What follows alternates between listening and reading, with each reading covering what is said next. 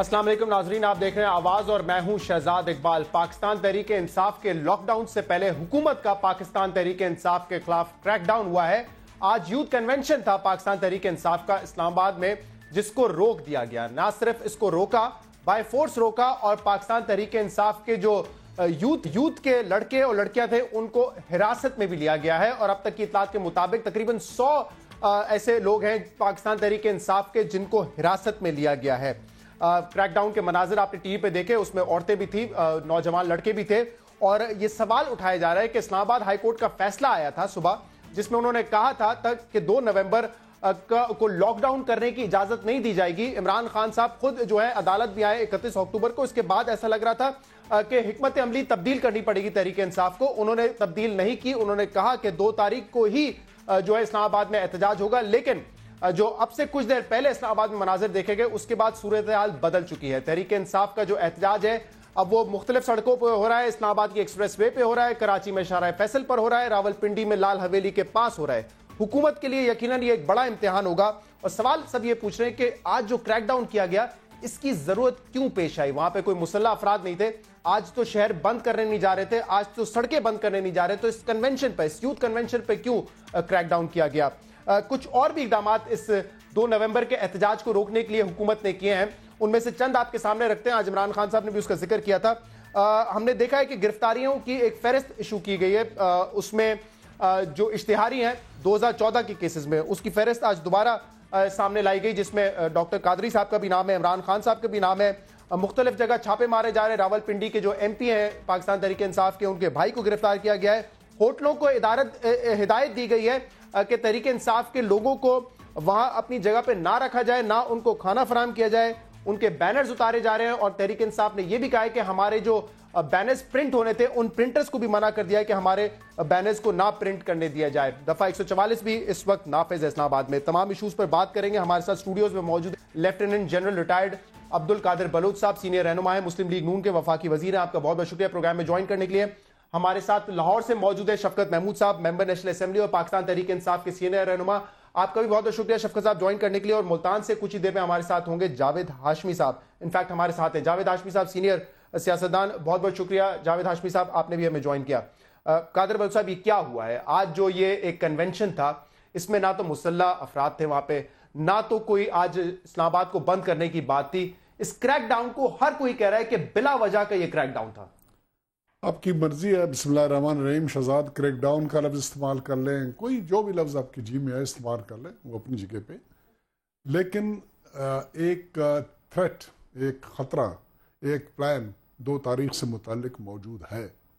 और उसको रोकने के लिए इवन अदालती कार्रवाई और जजमेंट आया, उस जजमेंट के बाद भी जो रिएक्शन आया, उसमें किसी किस्म का कोई इस किस्म की बात के कोई इजहार नहीं था कि उस अदालती जजमेंट के ऊपर अमल दरामद भी किया जाएगा या उसकी रिस्पेक्ट की जाएगी, ऐसी बात नहीं थी।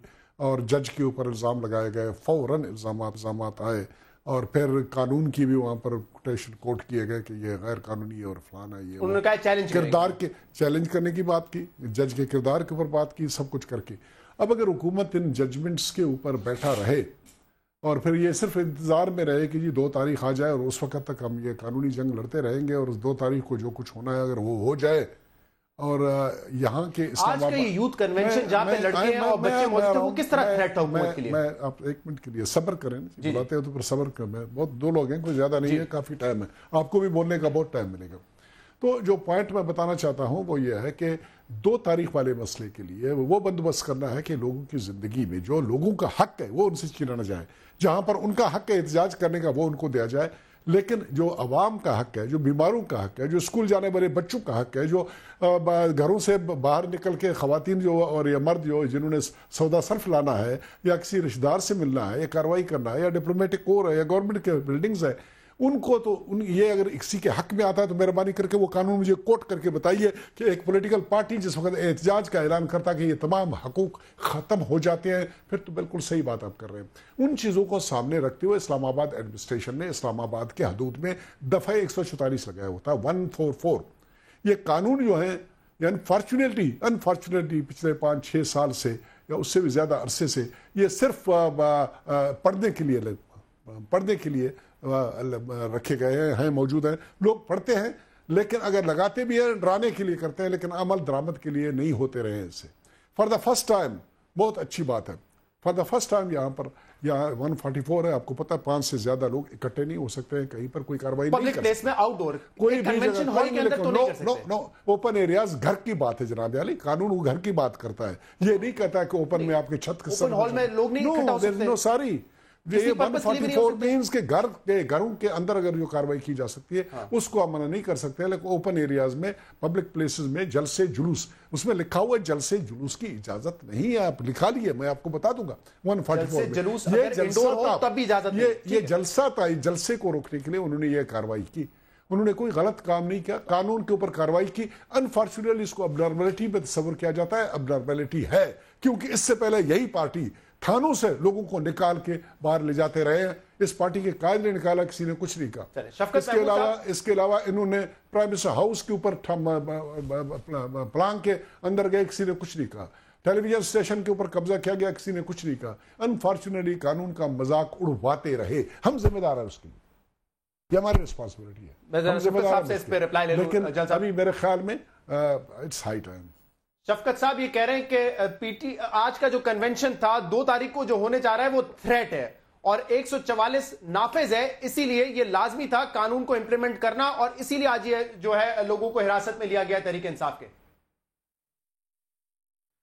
जनरल साहब अभी अभी सियासत में आए हैं और नवाज शरीफ के साथ अभी चंद साल पहले ये शामिल हुए हैं। हम नवाज शरीफ को पिछले 30 साल से 35 साल से जा रहे हैं। उसके अंदर एक जरा सुनते लेना मेरी बात जनरल साहब, मैंने तो इंटरप्ट नहीं किया आपको।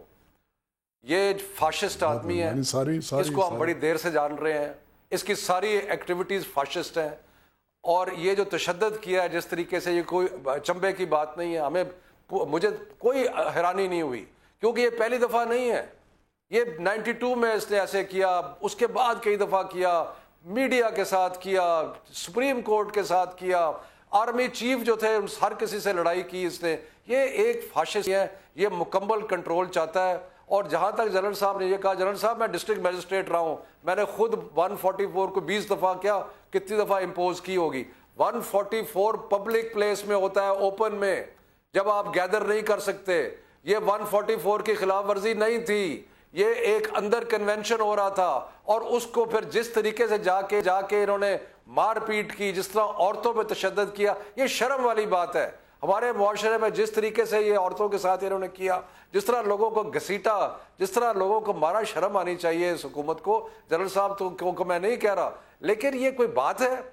ये फाशिस्ट तरीके जो है, ये फाशिस्ट तरीके बजाय इनको कोई हेल्प करने के, ये उल्टा इनके सर पे पड़ेंगे। अब इस वक्त सारे पाकिस्तान में गम और गुस्से की लहर है, मुख्तलिफ शहरों में एहतजाज जो है वो शुरू है, कल भी एहतजाज होंगे। ये क्या करना चाह रहे हैं?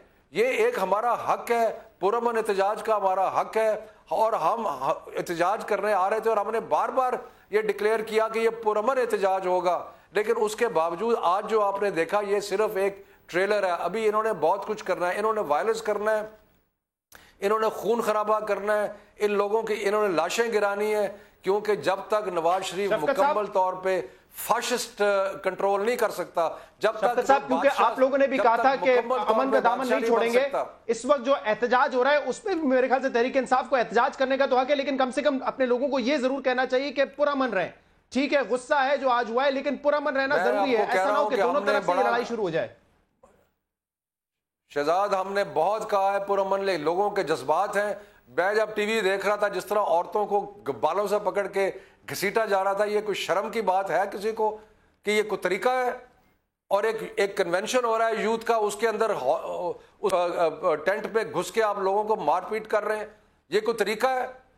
ये मैं आपको इसको ये फाशिस्ट हम कभी नहीं बनने देंगे। इसको एक ये डिक्टेटर है, ज़हनी तौर पे डिक्टेटर है, ज़हनी तौर पे बादशाह है, हम इसको नहीं बनने देंगे। ये जमहूरियत है, ये फाशिज्म का मुकाबला करेंगे और आखिरी हद तक मुकाबला करेंगे। मैं कादिर साहब आपसे रिस्पांस लूंगा इस पे, लेकिन जावेद ये बिल्कुल कानून की गलत तशरीह की जा रही है। जी, वो आपने कहा कि 144, मेरा भी यही अंदाजा था, लेकिन जनरल साहब का ख्याल है कि कहीं पे भी जो है लोग इकट्ठा नहीं हो सकते।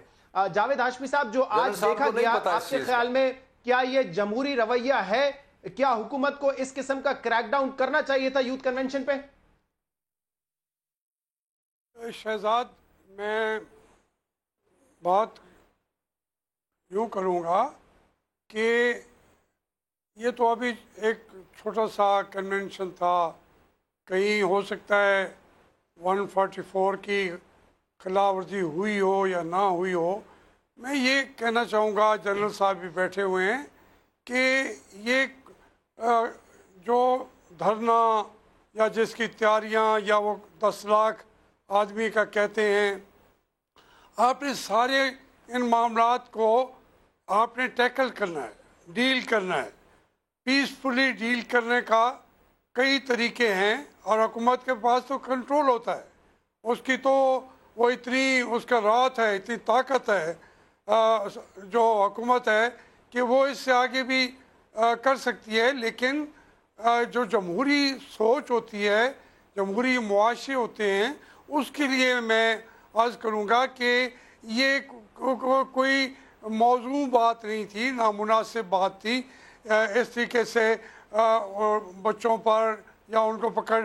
आपके पास बहुत सारे रास्ते हैं जनरल साहब, आपकी हुकूमत के पास अभी आपने सामना भी करना है।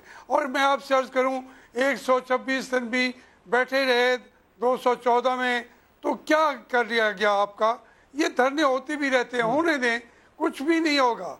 आप ज़्यादा परेशानी का आज़ार करेंगे या फिर जो आपके नीचे हुकूमत का वो DSP या वो कांस्टेबल जिसके हाथ में छड़ी है, वो तो आपके की बात को नहीं सोचेगा। आपने हुक्म दिया और वो छड़ी को कहाँ से कहाँ घुमा के लाएगा। इसको ज़्यादा से ज़्यादा पीसफुल रखना आपके हक में है और हुकूमत के हक में है इसका पीसफुल रहना। जो आज़म इख्तलाफ होती है वो तो एक किस्म की बातें भी कर रहे हैं, सबकी कोई वो पूरे भी नहीं होते। बलूच साहब से इस पे पूछूं, अब्दुल कादिर बलूच साहब, ये आप लोगों ने कहा ये चाहते हैं कि तसादुम हो, झगड़ा हो, इनको लाशें चाहिए, बार बार आपकी जमात से हर मुख्तलिफ शख्स ये बात करता रहे। लेकिन ये बात तो दुरुस्त है कि आज पहल आपकी तरफ से हुई एक पुरअमन कन्वेंशन पे। सुन लिया आपने जावेद हाशमी साहब को, और इस हद तक शफकत महमूद साहब करेंगे एक फाशिस्ट अप्रोच है। शाहजाद भाई, जो कुछ शफकत ने कहा सवाए बेशर्मी और वो इस किस्म की बातों के अलावा जो कुछ सुना उनको अपनी जगह पे, क्वेश्चन ये है कि मैं वहाँ पर मौजूद नहीं था इस बात का सबूत मालूम करने के लिए कि कितनी तशद्दुद की गई। लेकिन एक चीज़ अभी तक, एक आप थे या जो कुछ भी, अब तक जो बात सामने आई है, कोई आदमी जख्मी नहीं हुआ उसके नतीजे के तौर पे, जिसके कहते हैं कि डंडे लगे हैं, जख्मी हुआ है। एक आदमी भी, मैं टेलीविजन पिछले 2 घंटे से देख रहा था और मैं मुतवातिर जो सबसे ज़्यादा होस्टाइल टेलीविजन है वो ARY है, वो भी देख रहा था। कहीं पर भी मुझे डंडा मारते हुए किसी को मैंने नहीं देखा या बालों से खींचते हुए मैंने नहीं देखा। मैं मुतवातिर और ARY वाले माफ करने वाले नहीं है। एक आध वाकया जरूर हुआ होगा इस किस्म का, मैं कभी भी ये नहीं कहूंगा। मैं आपको एक बात बता दूं, आप खुद सर फोर्सेस में रहे सर, वहां पे anti terror squad, police, FC, rangers, मुझे बताइए 300-400 वहां पे नौजवानों के लिए इतनी फोर्स चाहिए आपको? एक मिनट, यही रेंजर, यही FC, यही पुलिस, सबके सब जो है ना पिछले धरने के दौरान भी था। क्या मजाक किया गया कानून के साथ, ये मुल्क के साथ क्या मजाक किया गया, क्या कार्रवाई की गई?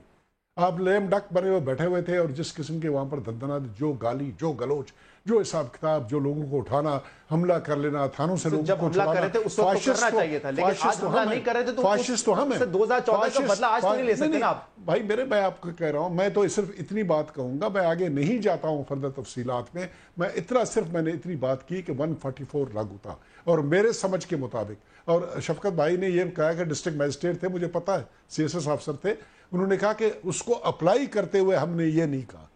कानून क्या कहती है वो भी उनको पता है। लेकिन जो कुछ भी है, बगैर उसके तफसीलात में जाए हुए, कोर्ट्स हैं, कल ये चले जाएं वहां पर, अगर मन से ज्यादती हुई है उस ज्यादती के लिए तो वो मिसाल। आपको नहीं लगता जिन लोगों को हिरासत में लिया गया वो सियासी तौर पे लिया गया, उनको छोड़ देना चाहिए आपके ख्याल में? मैं उसके बारे में कुछ नहीं कह सकता हूं जब तफासिल मुझे मालूम नहीं है। मैं मुतालिका आदमी नहीं हूं, मुझे ये पता नहीं कि उनसे जुर्म क्या हुआ, क्या जरूरत पड़ गई है क्रैकडाउन या अरेस्ट करने की जरूरत किस बुनियाद पर पड़ी, वो तफसील मुझे पता नहीं है। तो मैं इस वक्त कमेंट करूंगा उनको छोड़ो या मुझे एक ब्रेक लेना है। मैं एक पॉइंट जिस पे ऊपर मैं एग्री वो ये है कि अमन को बरकरार रखना चाहिए, अमन का दामन नहीं छोड़ना चाहिए। एक तो कानून की बात है, लेकिन सियासी तौर पे भी आज आपकी जमात को बड़ा नुकसान हुआ है। इस्लामाबाद हाईकोर्ट का फैसला आया था, उसके बाद अगर ये खिलाफ वर्जी करते उनके हक में नहीं जाती ये बात, लेकिन आज जो हुआ सियासी तौर पे भी आपके खिलाफ वो एक राय है, देखते हैं। चले एक ब्रेक प्रोग्राम में शामिल करेंगे, इसके बाद मजीद बात करेंगे। हमारे साथ रहिए।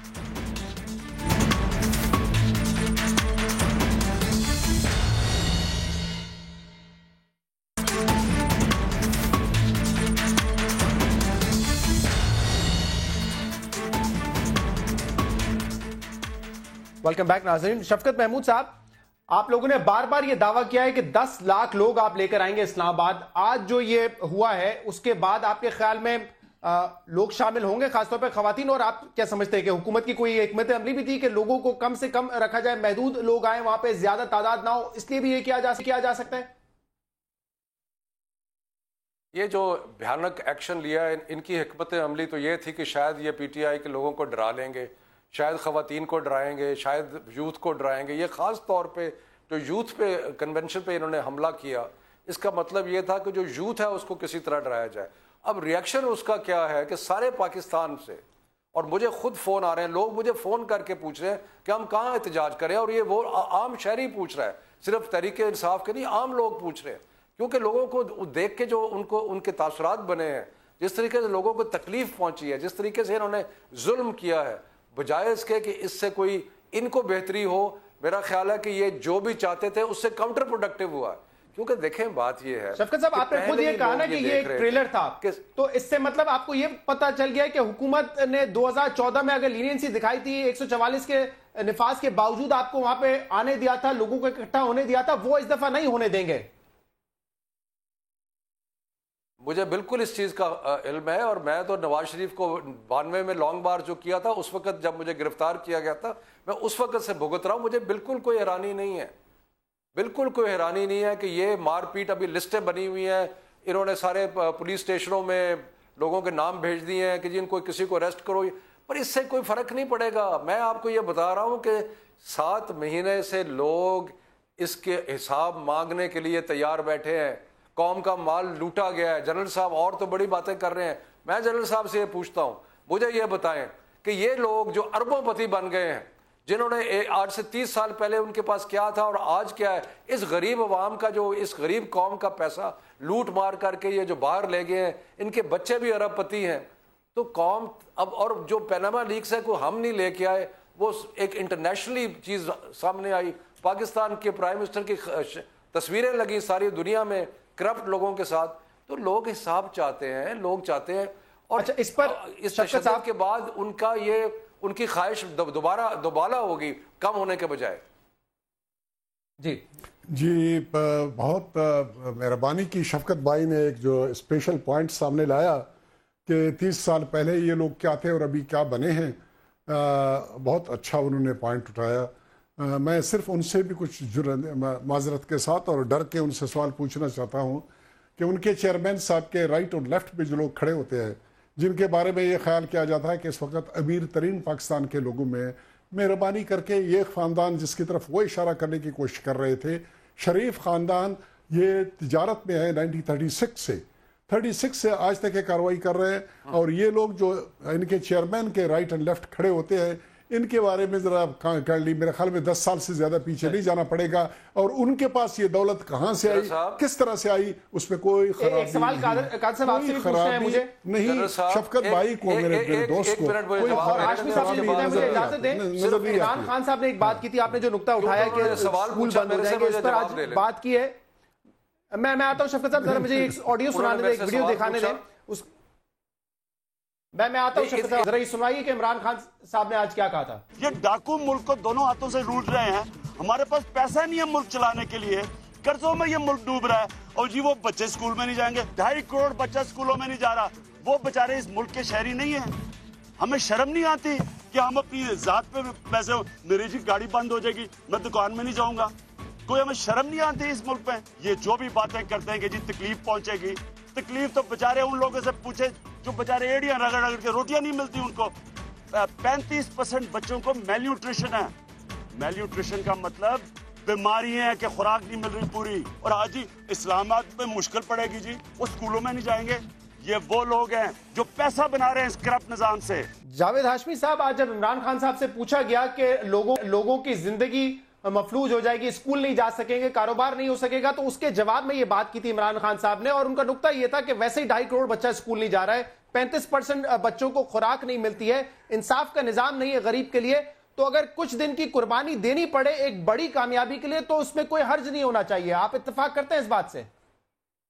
शहजाद, बात तो ये है कि ये पूरा मुल्क ही अगर 1 साल के लिए बंद कर दिया जाए तो फिर इनकलाब आ जाएगा।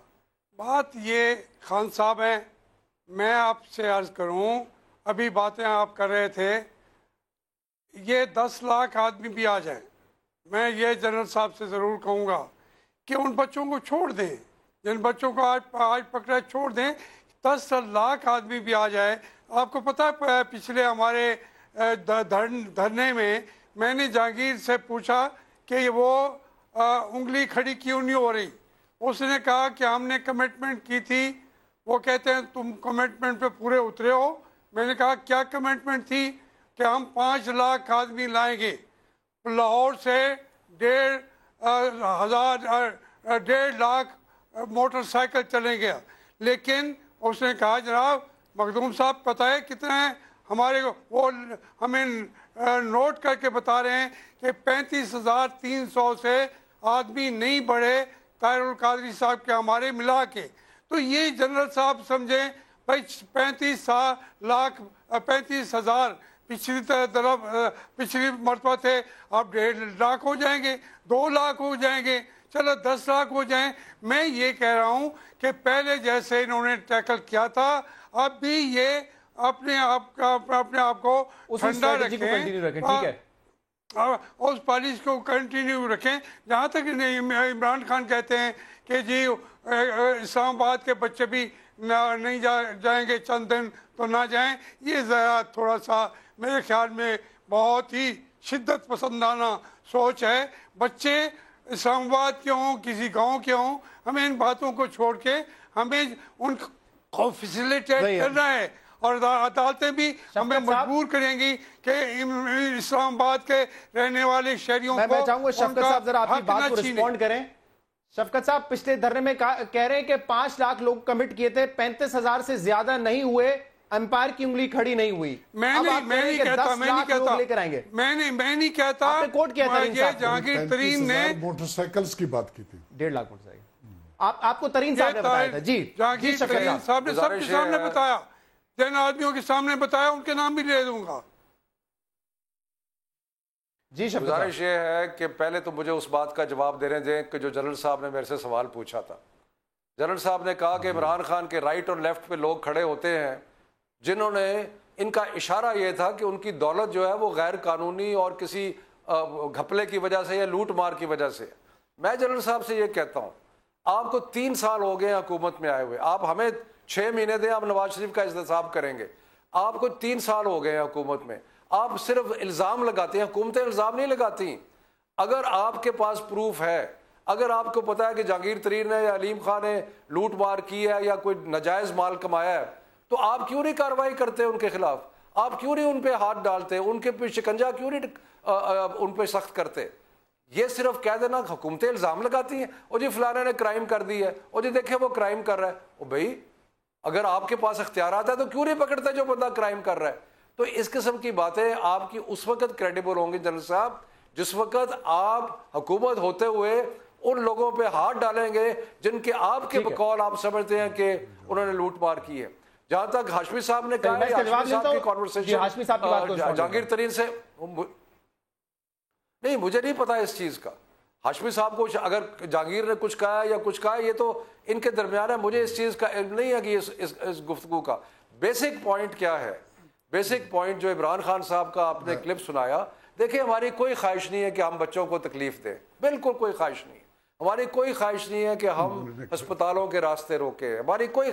लेकिन मैं सिर्फ ये कहता हूं कि जब आप कैपिटल में रहते हैं और सारी दुनिया के कैपिटल्स में एहतजाज भी होते हैं, सब कुछ होता है, तो अगर एक इतनी बड़े लूट मार हुई है इस कौम के ऊपर, इतना बड़ा डाका पड़ा है इस कौम के ऊपर, और अगर 1-2 दिन आपकी थोड़ी सी जिंदगी डिस्टर्ब हो जाती है, कि आपका जो नॉर्म मामूलात है जिंदगी, इसमें जरा सा फर्क दो दिन की गारंटी आप तो नहीं ले सकते ना शफकत साहब। अगर आप कह रहे हैं कि 2 मुतालबात है, या इस्तीफा दे दो या तलाशी दे दो, तो 2 दिन में ये होगा, ये तो आप नहीं तय कर सकते। जनरल साहब कुछ कहना चाह रहे जी।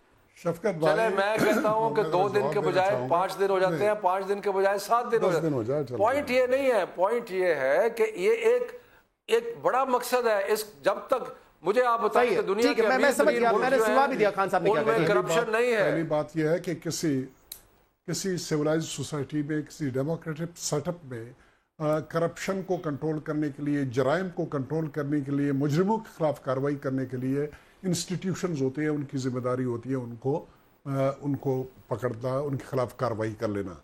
और ये जो इस किस्म की कार्रवाई गवर्नमेंटल लेवल पे किए जाते हैं, यूके में कहीं पर भी आपने नहीं सुना होगा कि प्राइम मिनिस्टर ने या हुकूमत ने केस इनिशिएट किया होगा। उनके डिफरेंट ऑर्गेनाइजेशंस है, इंस्टीट्यूशंस है, वो कार्रवाई करते हैं। अच्छा, तो हमारे मुल्क में भी एफआई है। एक मिनट जरा देखिए शफकत भाई, मेरा आपका जो है ना मुआहदा ये है कि जब आप बोलेंगे आप जारी रखें, आप जारी रखें। मेहरबानी कर लीजिए, मैंने भी सारी कहा था पहले, मैंने थोड़ी सी। तो एक तो इंस्टीट्यूशंस है, नैब है, एफआईए है, एफबीआर है, दूसरे हैं, तीसरे हैं, वो सब के सब उनको कार्रवाई करनी चाहिए। अगर नहीं हुई है तो इसमें उनकी गफलत है। हमारी जहाँ तक गफलत का ताल्लुक है कि हमने उनको क्यों नहीं प्रॉड किया और ये कार्रवाई करवाई। हमें राइट फ्रॉम डे वन से उन्हें डिफेंसिव पे डालने की कोशिश की है और ये एडमिट कर रहे हैं करनी चाहिए थी कार्रवाई और नहीं की है। मैं कह रहा हूं कि मैं कोई भी मुजरिम है जहां तक इनका ताल्लुक है, ये कहते हैं हमने लूट दिया, ये कर दिया, बेशरम, बेहया, फलाना, लूट मारे, जो भी दुनिया जहां की गालियां दे रहे हैं, बराहे खुदा शहजाद सिर्फ मैं शफकत भाई से मैं पता करता हूं यार, इल्जाम है फिलहाल। ये अगर इल्जाम के डिटेल्स उनको पता चली है तो अभी सुप्रीम कोर्ट ने उनको बाकायदा मौका मुहैया किया। ये कहते हैं कि हमारे पास प्रूफ है कि हमने लूटमार की, हमारे क़यादत ने लूटमार की है, पैसे गलत तरीके से। एक मिनट जरा मैं इसके थोड़ा सा मैं वाजे करना चाहूंगा। अभी उनके पास वो तफासिल है जिसकी बुनियाद के ऊपर उन्होंने कंडम करके लोगों को पुकारा और लोगों को ला रहे हैं 2 नवंबर को हमारी करप्शन वाली हुकूमत को दाएं बाएं करने के लिए। भाई मेरे ये प्रूफ जो उनके पास है, जिनको वो कंक्लूसिव समझते हैं, मैं रिक्वेस्ट करूंगा शफकत भाई से, बड़े इन्फ्लुएंशियल है माशाल्लाह, बड़े पढ़े लिखे हैं। अभी तो सुप्रीम कोर्ट ने सोमोटो एक तरह की एक्शन ली है, ये सारे उसके सामने रखे। इन्वेस्टिगेशन करने की जरूरत नहीं है, इंक्वायरी करने की जरूरत नहीं है, कंक्लूसिव प्रूफ है, ले जाओ और जजमेंट लो यार खुदा के लिए। हुकूमत की तरफ से हमें तलाल साहब, दानियाल साहब या जुबैर साहब नहीं नजर आए प्रेस कॉन्फ्रेंस करते हुए। साथ रफीक साहब आए, बड़े सख्त जुमले उन्होंने कुछ बात की है और इस वक्त हम देख रहे हैं दोनों तरफ से ये हो रहा है। जिस किस्म की जबान इस्तेमाल हो रही है वो नहीं होनी चाहिए टीवी पर या किसी प्रेस कॉन्फ्रेंस के जरिए। वो जरा मैं आपको सुनाऊंगा, कुछ अहम बात है, इसके बाद ब्रेक के बाद।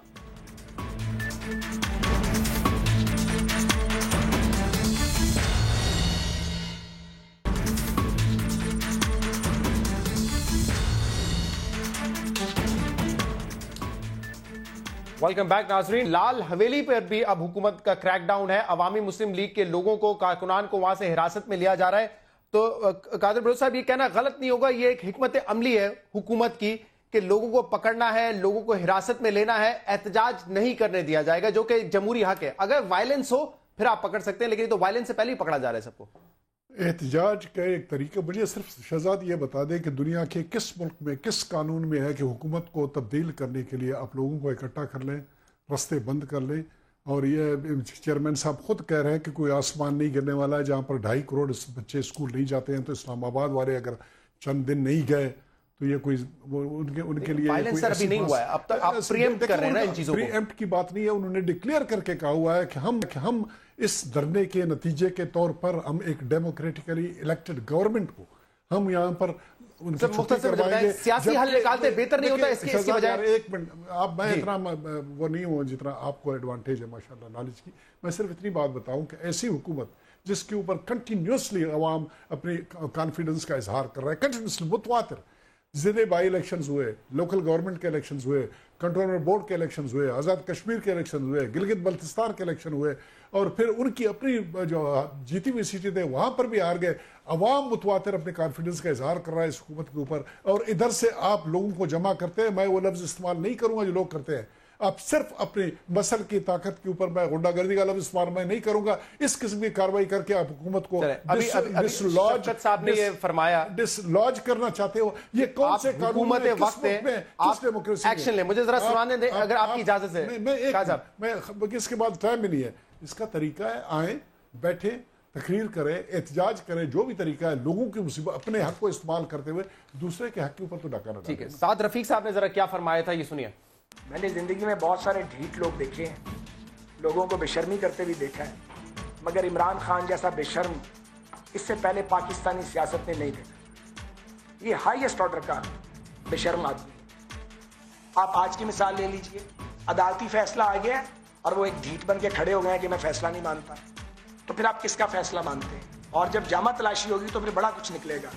कहीं से पुड़ियाँ निकलेंगी, कहीं से बेनामी औलाद निकलेगी, कहीं से बेनामी जायदाद निकलेगी, कहीं से ऑफशोर कंपनियां निकलेंगी, और कहीं से ज़कात के नाम पर पैसा लेके बैरून मुल्क सरमाया करने के आसार निकलेंगे। जी शफकत साहब, दोनों चीजों पर रिस्पॉन्ड करते हैं। लाल हवेली पे भी जो क्रैकडाउन है उस पर, और आज जो साद रफीक साहब ने फरमाया, इसके अलावा भी कहा था कि अगर जेल भेज देंगे इमरान खान साहब को तो पता नहीं पाउडर वहां कैसे पहुंचेगा। ये तमाम बातें आज हुई हैं। ये जिस किस्म की जबान साद रफीक इस्तेमाल कर रहा है, साद रफीक अपने गिरेबान में भी झांक के देखे और कहे कि ये किस किस्म उसकी अपने करतूत क्या है। जो प्राइस बॉन्ड निकलता है वो साद रफीक का निकल आता है। कभी अपने आप पे अंदर भी झांक के देखे। और इस किस्म की ज़बान जो इस्तेमाल कर रहे हैं, शर्म आनी चाहिए उनको। और मैं जनरल साहब को ये अर्ज़ करना चाहता हूँ कि आप फरमा रहे थे कि हुकूमत को गिराना है। हमने पहले कहा कि एहतसाब के लिए पेश करो अपने आप को, और ये एहतसाब के लिए पेश नहीं कर रहे। हमने अब भी ये कहते हैं, अब भी आप TORs मांगे। जो अपोजिशन का बिल आया हुआ है, वक्त कम है क्योंकि अभी लाइव विजुअल्स हम दिखा रहे हैं लाल हवेली के, उस पर अगर आप कमेंट करते हैं, मैं आपको कमेंट लेना चाहूंगा जो इस वक्त लाल हवेली पर हो रहा है। ये बर्बरियत की मिसाल है, ये उस फाशिज्म का शाखसाना है, ये वो डिक्टेटरशिप की तरफ जो कदम, क्या ये जो अंदर से है ही डिक्टेटर। अभी आप मुझे बताएं कौन सा वायलेंस हुआ है, क्या हुआ है जिस तरीके से जाके ये हमलावर हुए हैं और जाके लोगों को तंग कर रहे हैं, लोगों को अरेस्ट कर रहे हैं, औरतों के साथ ज्यादती कर रहे हैं। ये है तरीका इनका जमहूरियत का। ये फिर जमहूरियत की बातें करते, क्या ये तरीका है? मैं समझता हूं कि ये जावेद हाशमी साहब, ये आपने 2 मरतबा इस प्रोग्राम में कहा है कि इनको आने दें, उसी स्ट्रेटजी को अडॉप्ट करें जो 2014 में की थी। 126 दिन बैठे थे, आपने बैठने दिया था, लेकिन हुकूमत की हिकमत अमली बिल्कुल मुख्तलिफ है। उन्होंने सोच लिया कि क्रैकडाउन करना है, लोगों को पकड़ना है 2 तारीख से पहले। देखिए, ये जो लाल हवेली पे हो रहा है, हकीकत यह है कि वो लाल हवेली तो शेख रशीद की नहीं है उसका कब्जा। लेकिन कब्जा था तो पहले तो कभी इस तरह नहीं किया गया ना। मैं कहता हूँ ये तरीका अख्तियार ना करें। अगर काबिज था, उसका कब्जा था, तो अब भी वही कब्जा है। अब उसको इस मौके पर ये तरीक़ेकार हुकूमत के लिए बेहतर नहीं होगा। अल्लाह ना करे कादिर बलूच साहब कोई मॉडल टाउन जैसा सानिया फिर हो जाता है, कौन जिम्मेदार होगा इसका? देखिए जी, इंशाल्लाह इस किस्म का कोई वाकया नहीं होना है। आपको मैं यकीन दिलाता हूँ कि गवर्नमेंट को चाहिए और गवर्नमेंट करेगी। चूंकि मैं मुतालिक आदमी नहीं हूँ, लेकिन मैं आपको ये एक बात बता दूं कि कानून के मुताबिक कार्रवाई की जाएगी। इंसानों की जाने पाकिस्तानियों के हमें इतने अजीज हैं जो कानून के मुताबिक वो जाने चाहे तारीख इंसाफ वालों के हों, चाहे अवामी मुस्लिम लीग के भी हों, या किसी पार्टी के हों, फॉर दैट मैटर। हमारे लिए सारे के सारे पाकिस्तानी हैं, उनकी जाने हमें अजीज है और इंशाअल्लाह कोई नुकसान इस किस्म का नहीं पहुंचेगा। खुदा न करे कोई ऐसा वाकया हो जो कि मॉडल टाउन वाला हो। जी शहजाद, ये क्यों नहीं अपने आप को एहतसाब के लिए पेश करते? अगर ये कहते हैं कि इनका दामन साफ है तो क्यों नहीं एहतसाब के लिए पेश करते? क्यों पिछले 7 महीने से ये कोई चीज मानने के लिए तैयार नहीं है? दूंगा आपको एक मुश्तरका ऑपोजिशन का बिल आया हुआ है, क्यों नहीं उसको पास करते?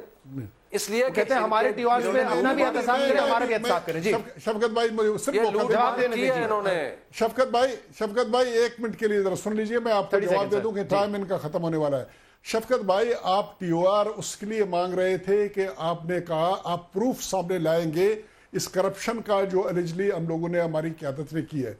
आप ये भी कहते रहे कि आपके पास कंक्लूसिव प्रूफ है और उसकी बुनियाद के ऊपर लोगों को आप मोबिलाइज कर रहे हो और आप ये कार्रवाई होगी तो लाएंगे जनरल साहब। आप कहते एक मिनट जरा मेरी बात सुने। अब ये वो जो कंक्लूसिव प्रूफ आपके सामने है, अभी मजीद TOR की क्या रिक्वायरमेंट है? सीधा कोर्ट के सामने ले जाइए। कोर्ट ने तो ऑलरेडी आपके केस को उन्होंने कह दिया, खत्म हो गया, साबित कर दें इसको। कादिर बलूच साहब, शफकत साहब, जावेद हाशमी साहब, आपका बहुत शुक्रिया। इस प्रोग्राम का फीडबैक आप दे सकते हैं हमारे सोशल मीडिया पर। इजाजत दीजिए प्रोग्राम से। अल्लाह हाफिज।